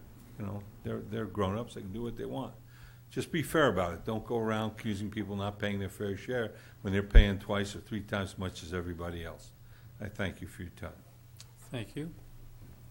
Marty can make that check out to 375 Fifth Street, City Hall. I believe I said I didn't want it. There are no other speakers? Just throwing it. No, sir. Okay, are there any other comments or questions from council? Is there a motion? So moved on resolution. I can't read that. See, number 2016-80. Yeah. There's a motion. Is there a second? Second. Motion and second. All in favor? Aye. Aye. Motion carries. Thank you very much. Go forward to G61, reports from city council members regarding their committees. Councilmember Luna. I have no report. Councilmember Friend. Yes, I have 3 reports. I attended the San Benito County Fire Commission meeting, and we got an update from the chief on the progress of Station 4, which is ongoing. 3. 3. Station 3. I thought 3 was San Juan. No, 4 is San Juan. Yeah, I get to.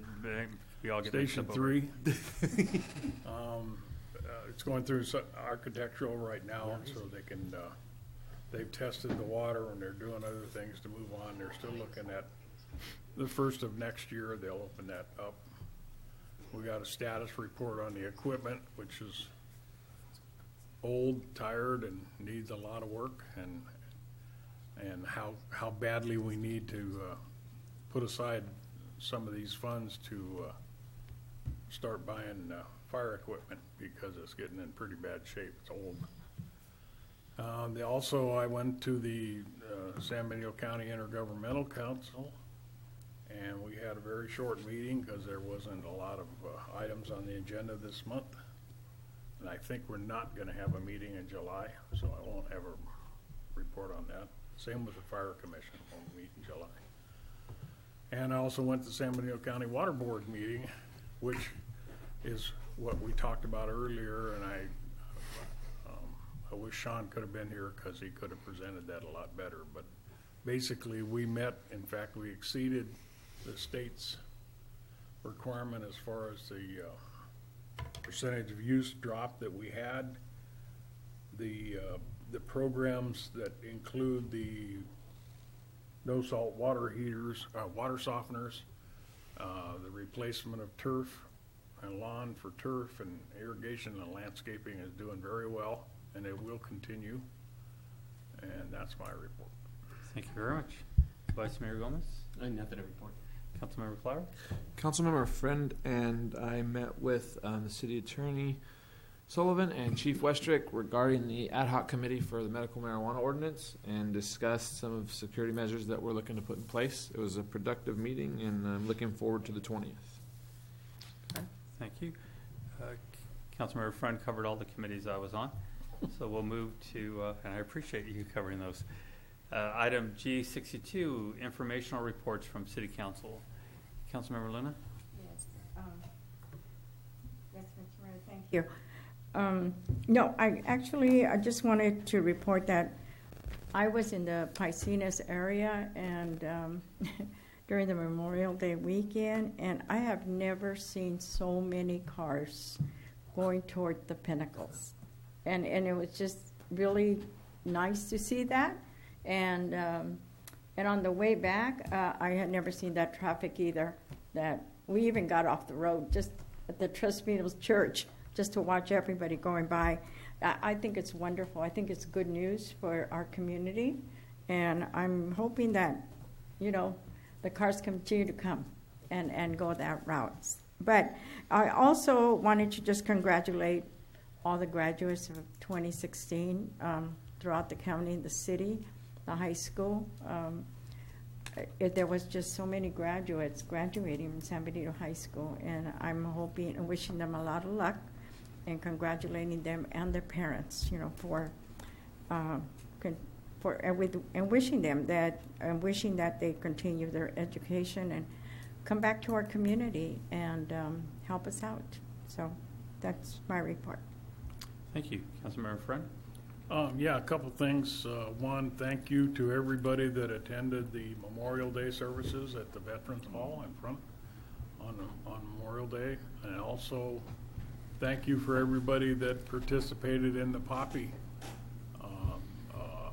donation thing. We did very well this year, both the American Legion and the VFW auxiliaries. We're out there on the 17th and got a very good response from the community as far as donations, and we gave away a lot of poppies. So that was it. Vice Mayor Gomez? Yeah, thank you, Mr. Mayor. Yeah, two things. First, chime in on what Councilmember Luna said, and congratulations to all of our recent graduates. And I apologize for missing our second meeting in May. My daughter graduated from junior high, and so congratulations, Aaliyah. Very proud of you. I graduated 20 years ago from San Benito High School, 20 years ago this week. Scary. Scary that time went by so quick, but congrats to all of our graduates. I'd like to put in a request. Just a few hours ago, Helen Chavez, the wife of Cesar Chavez, passed away. And that's a very, very tough loss. She was an amazing person. I actually had the pleasure of meeting her in the early 80s when I was probably still in diapers. And amazing woman, and I think probably Mickey knew her more than any of us, but I'm heartbroken. She was an amazing person, amazing leader, a quiet leader, over the years, ever since Caesar passed away, I think she's been pretty humble. I mean, she's fairly, seems like a very reserved woman, but a quiet, and definitely a quieter leader. And so anyway, I'd like to request that we adjourn today's meeting in memory of Helen Chavez. Thanks. Okay. Councilmember Clower? I'd like to ask the council if, I don't know if this has to be kind of a formal thing or not, if I can act as the liaison to the Parks and Rec Committee for the council. I have a fairly light schedule in terms of my responsibilities on committees. I go to a lot of the Planning Commission meetings and try to stay up because I am the liaison for the Development Services Department, and they do a wonderful job. I think we have a slight disconnect with our Parks and Rec Commission, and I don't even think we have a full roster of members, and I don't even know if I have somebody on there, so that's a problem. I'd like to act as the liaison for that, and I don't know if we can, maybe Brad can tell us if that's a head nod or if we need to have something written down. We could, I'm sorry? I thought there was a liaison with Parks and Rec. There is, and I'm just wondering, I have to go through I don't remember who that is. See, that's another problem. Oh, it isn't? Okay. No. All right, if you got the list, then fine. We have a council. We have a council representative for community services, which is Mickey, but we don't have, at least I don't know of a council liaison we have for Parks and Rec specifically. Okay, we could put that on the future agenda. Okay, and then another topic slightly along the same lines. I unfortunately missed a meeting back in February where the council discussed and voted on a topic that I had been working on for about a year, almost essentially the entire time that I've been on the council, and that was an appropriation for the possible dog park at Clower Park in Sunny Slope Village. I was a little frustrated that I missed that because I wanted to be a part of that, but the vote, I believe, went 3-1, and I was happy to see that from 400 miles away. And then I get home and nothing's happened. As a council, we've decided that we were going to put money aside for it, and there was a process that should have been followed about getting that in front of the Parks and Rec Commission. It wasn't followed. If it wasn't going to go to the Parks and Rec Commission, it probably should have came back to us to approve a plan. I understand that people may have reservations now that they didn't have 3 months ago. But at the same time, I think that we owe it to the public to have that conversation. If you want to change your vote, then change your vote in front of everybody. And the people who live nearby who may have concerns, and they're probably very valid concerns, you get to come out in front of the cameras and say whatever you want to say. And the people who live all around town who want to have another dog park so you don't have to drive 3 miles to get to it to run your dog, which makes 0 sense, should get to come out and have their time in the sunshine too. So my hope is that this will end up on the Parks and Rec Commission, which I believe is on the 28th or the 25th or something. It's at the end of the month. But 4th Tuesday. 24th, the 4th Tuesday? Okay, so 28th it is. So I'm hoping it's on there. If it's not on there, which there's no reason it shouldn't be, and I've already asked Tina to kind of start noticing people in the neighborhood, and I think it'd be good for everybody to know what's going on, just like every other topic. But if it's not going to be at the Parks and Rec Commission, it needs to be at the council meeting. And if you want to change your vote, then change your vote. That's perfectly fine. But you can't just hide it away in a closet somewhere. It needs to be done. So that's kind of where I'm at. I look forward to seeing that, and I'll be there on the 28th. Okay. Thank you very much. We had this discussion about the parks and the commission getting together with the council so we can kind of go over things and see what they needed. And we were going to set up a meeting to go over all that because the issue we're having is there's not good communication going on, as Councilmember Clower pointed out, and we need to make sure we're all on the same page on this and what we're trying to accomplish, and making sure we're getting the input of the public, especially those in those neighborhoods, so we can put together a plan for their parks that they want in their neighborhoods. I think it's very important that we have those conversations. But I think the first step is making sure that Parks and Rec Commission understands their role in this, so that we're not overstepping them, and they are having more time to engage the community, so we can make better decisions. So if we can move that meeting along, that would be, I think, very helpful and probably a better way to understand what we're trying to accomplish here. Joint meeting with the Park and Recreation Commission members and you folks. And I think the question at the time was, they were asking what exactly is their role, because they had no set plan, or I don't know if the bylaws or what the issue was, but there was some concern from their side. So I think we need to help them, and it's going to help all of us, because then they can go back and work with the community, with each park, and making sure that whatever is decided in those areas is what the public in that neighborhood wants. And it also allows us to go back and understand that we do have a dog park right now, but it's not being taken care of up to the standard that our residents deserve. So we need to address these issues. Mr. Mayor, can I ask a quick question to staff? Sure. How many, Tom, how many commission vacancies do we have? I think it was 2, right? For the Parks and Rec? Two for the Parks and Rec? Yes, yeah, sir. which ones are they? What districts are?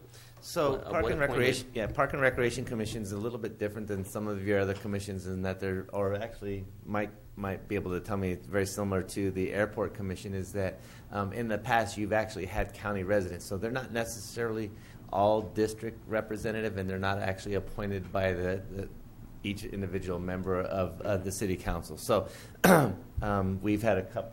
Is that right? Yeah. So the Park and Recreation Commission works very similar to the Airport Commission in that manner. So are we actively recruiting for those vacancies? Yes, we are.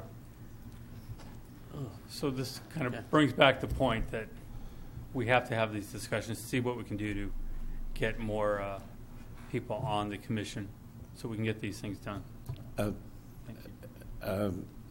In a discussion I had with Tina Garza, one of the things we talked about was changing the bylaws to make them from sort of responses to recruitment notices to just asking council members to directly appoint. Okay, so if we can have that meeting so we can have a discussion on the parks in the public. Accountable if we were appointing them. Right. I just don't want to go in too deep into a conversation on this, but if we could do that, we can get much further along. So I appreciate that. City Manager? Tom, we still doing something on the 13th? Yeah, I was going to talk about that, but I defer to Tom. Go ahead. As you all probably know, the Board of Supervisors has requested a joint meeting, and the only day that works for them, so I'm told, is Monday the 13th. They do have a meeting on Tuesday the 14th in the morning, so in addition to their request to have a meeting on the 13th, there was also, I'm sorry, and the subject of the meeting is, sorry, Siri thinks I'm talking to her. The subject of the meeting is financial neutrality of new development and master tax agreement, for those of you that missed my earlier email. And if you can do the 13th, I understand 3 of 5 of you I've heard from can do it, and thank you for your responses. The second request is if you could think about maybe doing it in the afternoon. If that doesn't work, then they can start at 5. But they'd like to start earlier because they have a morning meeting the next day. So. Well, I'll just chime in really quick and say, unlike them, we don't get paid to do our job. So, and I have to work at 7 in the morning the next morning, so I think they'll be fine. I explained that to the person requesting. Councilmember Flower, do you have a comment? Are we going to get an actual draft of a tax sharing agreement or something? Because I don't want to show up to a meeting and not have an idea of what we're talking about. I'm a little concerned that that's kind of what happened last time. My understanding is that this meeting is at the request of county council, but that's all I know. I'm happy to take your request Yeah, I don't want to go to a back meeting with and ask them for some anybody, and I detail. don't know what we're talking about. I want to be prepared. Sure, understand. Thank you. I doubt that they'll be ready. The main thing that I understand it from being on conference calls is the main purpose of this is to have the county's special counsel explain to both, but primarily his client, the County Board of Supervisors, that the solution involves a lot of give on their part. And they don't want to do that without knowing that you'll meet them, at some partial way. But they won't have the detail. The main thing would be to be able to jointly give instructions to Bay Area Economics that would be crafting some type of community facilities district that is charged to all development in the county, whether it's in or out of our sphere of influence, going to be annexed, or even is already in the city, and that there be various percentages that the county gets this much of one and the city gets. Well, I think we're going into detail. I think the point is, can But we it's meet? a concept. Right. Can we We meet at won't this have time any. or not? Yeah. So, I think. Well, I think it's important, Tom, that you pass the message back to them. We'll meet with them, but if they're expecting us to advise anybody without knowing anything about what we're walking into, and then sit there and listen to a half-hour presentation and make a decision, that's not going to happen. I understand. We've been asking for a meeting with the board for 2 years. They Okay, asked so- yesterday, and we jumped through hoops. Appreciate that, but we'll go back to whether we're going to have the meeting or not. I think that was the question. I already said I will attend, but Okay. So you'll have your answers on whatever that program was that I couldn't really figure out how to use correctly, but Doodle. That's another story. All right, City Attorney. Yes, I sent each of you this, I think it was, week and a half ago, the new publication by the League of California Cities on the Brown Act. And I was just wondering if that was something that last year at the evaluation, some of you had asked for some type of a seminar or workshop, if that was something that you would like us to prepare, or just the updates. Brown Act, as you've seen from your time on the dais, is an oft-quoted and less understood. I mean, you've heard people quote the Brown Act for things that it was never intended to be, and I was just wondering if that was something you wanted to stick. I could prepare, and then Tom would probably schedule it at a time when the meeting was light. Wouldn't do it on a day like I today. think so, because I was looking through and there is Some changes. considerable changes. Yeah. Okay. Yeah, I'd like to comment on that as well. Who would be making that presentation? I could, or probably one of the attorneys who's done it a lot for school districts in our firm is Soren. So one of us would do it. I think it's very wise and it's very important for City Council to, as we attend different conferences, there's different presentations that are made and we pick up a lot more information on it. But I also wanted to mention that another source of very important information to the City Council is a presentation by the Fair Political Practice Commission. And I know that they do that. And I'm not sure if there's a possibility to bring somebody here. Well, that wouldn't be necessarily the Brown Act, but there's three that Tom and I were talking about today. FPPC for conflict of interest. Right. And then the other one is AB 1234, which is ethics. Something that they require you to do online, but if we wanted to have that in a workshop, that those were three of them that we could do, or we could, with the FPPC, use their staff people. They are good, and and I would appreciate their input, because sometimes advising on those, you don't want to make a public advising, you'd rather speak with the person or the staff person in private. Yeah, I realized that Simon Salinas is the author of AB 1234, and I know he's heard from me quite a few times, but I really believe that it's very important for us to have that. Okay, thank you. Okay, thank you very much. Chief? Just an update on Junior Giants. We had a packed house at Veterans Building the night for our first pitch meeting. We have over 725 kids in the program. This year it's over 20%, obviously larger than last year, which is kind of what our goal was. So the games will begin on the 25th of June.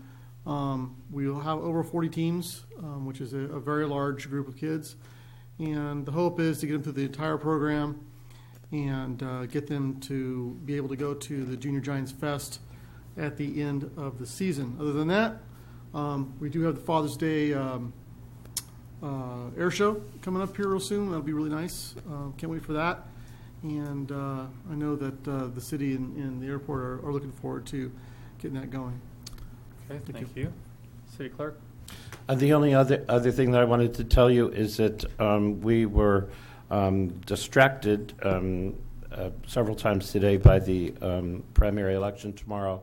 Our deputy city clerk is going to be a poll inspector, and it was just a really, really busy day. Towards the end of the day, we found out that some of the resolutions that we gave you were improperly numbered. It was something that normally we could have taken care of before the meeting started. We didn't have time to do it today, so I won't be giving you documents to sign. And some of the resolutions that you passed might have a different number, but I'm going to take those as administrative changes, and we will bring you the resolutions to sign probably sometime on Wednesday, Mr. Mayor. Thank you very much. All right, let's move forward to item 62, update on the rally. Thank you. We just wanted to make sure we had this on the agenda in the event that this is June 6th, and part of our agreement was to have payment by June 1st. We received payment in late May 26th, I believe it was, that they came in and made their final payment. They had made an earlier payment in May. So we are moving forward with the rally as we speak. We are meeting with the BOE on Wednesday to make sure that we have our act together as it relates to vendors coming to town. And then I believe we will give a closed session report on health and safety of the community at the June 20th meeting. Dave will update you as to what plans and whatnot we have going, kind of like what we had normally done in years past with you folks, just giving you updates as to who's going to be here and in what capacity. So if there's any specific questions, I can help answer them. If not. Okay. What time is the meeting Wednesday? The meeting on Tuesday? No, I was asking the chief. Oh, sorry. I'm sorry. But, That's okay. I can get it offline. That's all right. Okay. 2 p.m. Bill, if we could step back also, if we can set up that meeting for the ad hoc committee for the treatment plant, the industrial ponds that we were going to do each year before it hit. So make sure we were going to have that each year in June. So, and then the update on the sludge levels and so all the reports. my understanding is that all the pre-treatment stuff is substantially complete at this point. So there should when they start operation here shortly, everything should be functioning appropriately. But yeah, we'll go ahead and bring we'll in the sludge level and all that. Okay, thank you very much. All right, H, I, J, and K. There's no business. I actually had a couple questions on 62. Okay. Yeah. Sorry. So when do we? So last year we got kind of behind, and we kind of decided to move forward with this rally sort of late in the game. When do we expect to get a report back from this year's rally, so we are prepared to approve next year's rally? So what Brad and I were talking about all year, the last few months, is in August We should know whether or not we're going to have a rally in 2017. I think that Chief Westrick is obviously a key member of this decision-making ability and how the promoters actually do. So far, I would say that although the communication hasn't been quite as, they haven't been here as many times as I thought they would be here. They are, at least up to this point, upholding their end of the contract, and that's all you can really ask for, right? But we don't intend to have it go beyond August or September of next year in order for you to make a decision on the next rally. It shouldn't take December, January. Terms are terms, and I think if you hold fast to what your expectations are, there'll maybe a little bit of pushback here and there on their end, but nevertheless, it needs to be handled quickly. Yeah, it does, because last year we were really late to making this decision, and I'm sure they're going to do a great job. But this council has to decide if we're going to have a rally next year, depending on the success of this year. Right. So I'd like to personally see that report. I don't see why we wouldn't be able to see that report within 90 days. Yeah, no. Okay. Yeah, thank you. No, it's a pain when you're doing it in February. Councilmember Luna had a question. Yeah, I don't have a question. I just want to make a commentary, and I just want to remind the public how important it is that your voice is heard tomorrow at the polls. Please go out and vote. It's very, very important. Thank you. Thank you very much. Okay. Is there a motion to adjourn in memory of Ms. Chavez? So moved. Second. Motion second. All in favor? Aye. Thank you very much, everyone.